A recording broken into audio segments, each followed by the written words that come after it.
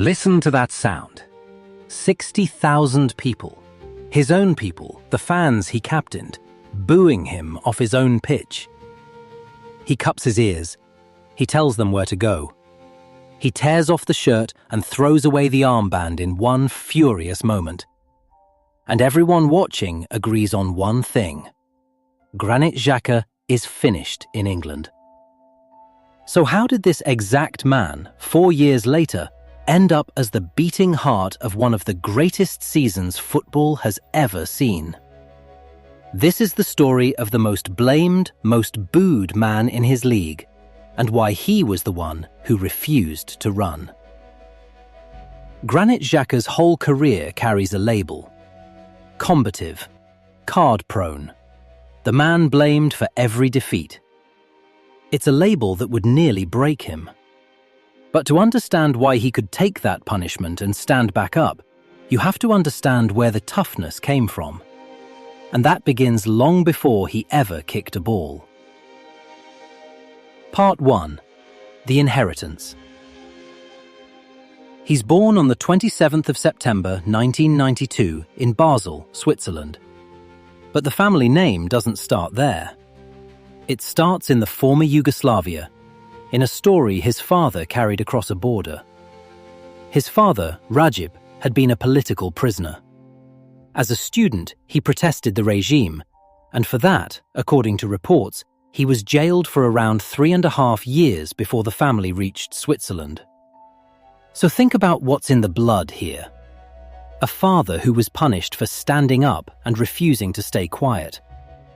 That defiance doesn't disappear, it gets passed down. Granit and his older brother Taulant both come through the academy at FC Basel. 2 brothers, one home, the same dream, and for a while, the same path. Granit breaks into the Basel first team as a teenager. He's tidy, aggressive, and he plays the game 2 seconds ahead of everyone else. Europe starts to notice. But the 2 brothers make a choice that splits the family across a border of its own. Granit chooses to play for Switzerland. Taulant chooses Albania. Same blood, 2 flags. In 2012, at just 20, Granit leaves Switzerland for Borussia Mönchengladbach in Germany. The next test, in a bigger, harder league.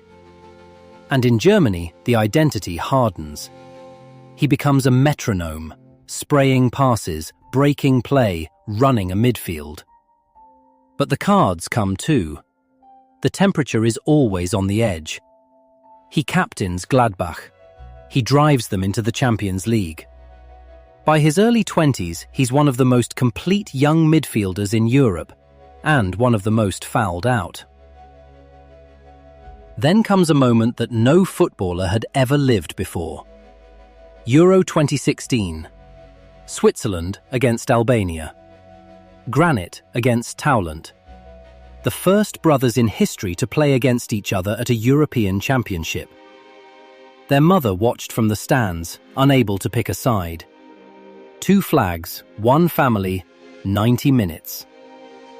That summer, his stock has never been higher. And in England, a giant is watching. That summer of 2016, Arsenal sign him for a reported figure of around £30 million. A statement buy. The engine for Arsène Wenger's midfield.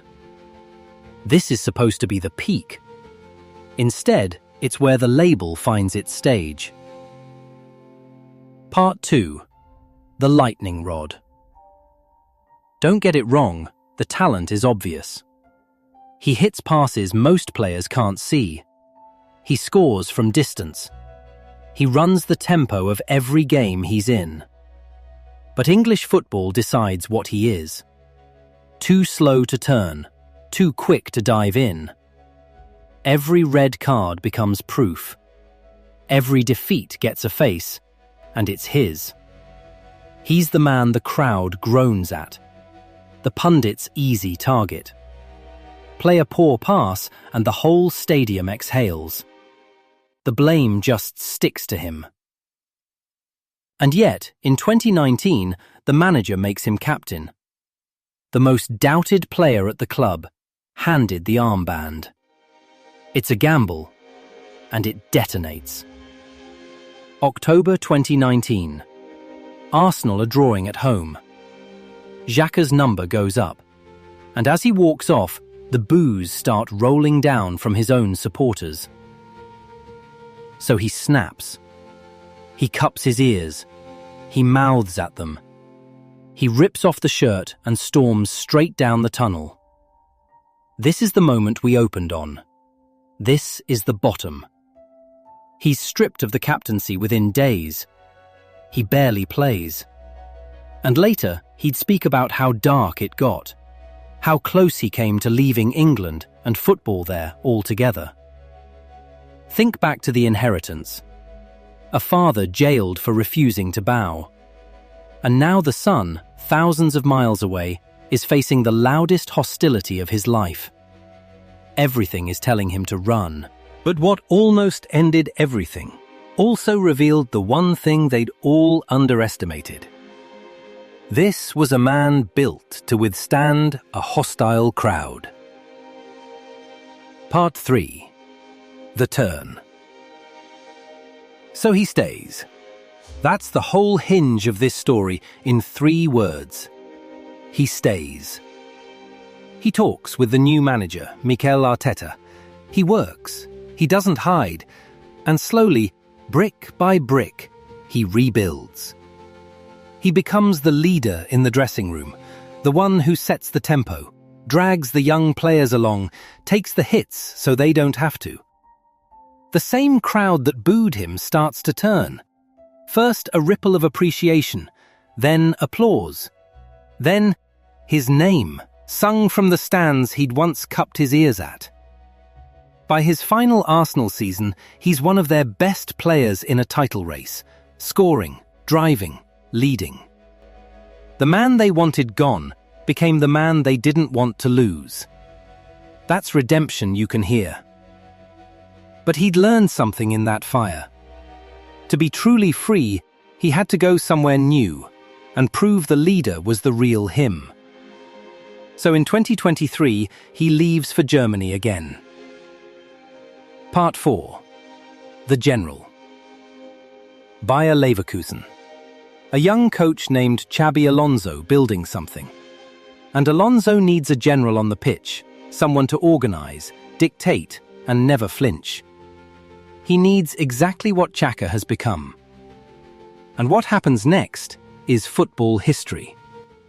Xhaka sits at the base of that midfield and conducts everything.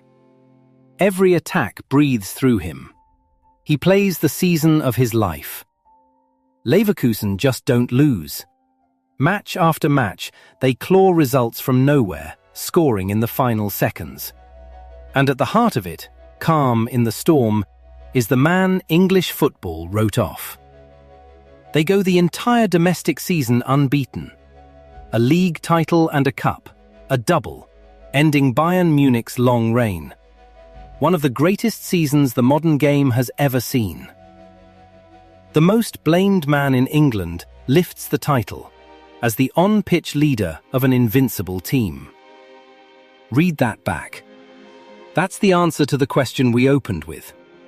He didn't run in 2019. And this trophy, this season, is what refusing to run finally bought him.